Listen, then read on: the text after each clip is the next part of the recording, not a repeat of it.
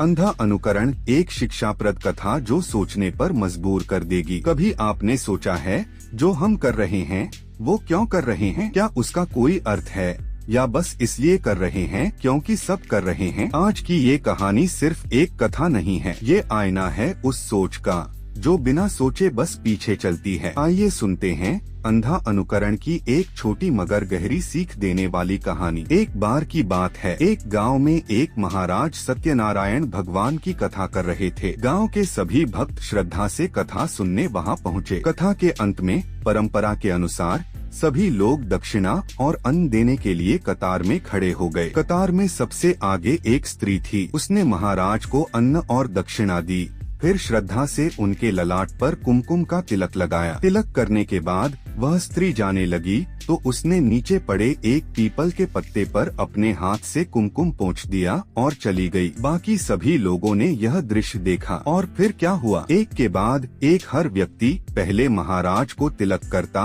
और फिर उसी पत्ते पर भी तिलक करने लगा, यह मानकर कि यह भी किसी पूजा का हिस्सा है। महाराज तो दक्षिणा एकत्र करने में लगे थे, उन्होंने कुछ ध्यान नहीं दिया। लेकिन वहाँ एक सज्जन युवक खड़ा यह सब देख रहा था। उसके मन में प्रश्न उठा, महाराज को तिलक करना तो समझ में आता है, लेकिन इस पत्ते पर तिलक क्यों? उसने कतार में खड़े कुछ लोगों से पूछा तो सबका एक ही उत्तर था, अरे सब कर रहे हैं इसलिए हम भी कर रहे हैं। यह उत्तर उस युवक को संतोषजनक नहीं लगा। वह उस स्त्री के घर गया जो सबसे पहले खड़ी थी। वहां जाकर उसने पूछा, आपने उस पीपल के पत्ते पर तिलक क्यों किया? स्त्री हंस पड़ी और बोली, तिलक? अरे नहीं, मैंने तो बस हाथ में लगे कुमकुम को पोंछने के लिए पत्ता इस्तेमाल किया था। युवक यह सुनकर जोर जोर से हंसने लगा, लोगों की मूर्खता और अंधानुकरण पर। मित्रों, इसे ही कहते हैं अंधा अनुकरण। आज समाज में, राजनीति में, शिक्षा में और सबसे अधिक धर्म में यही हो रहा है। बिना समझे, बिना सोचे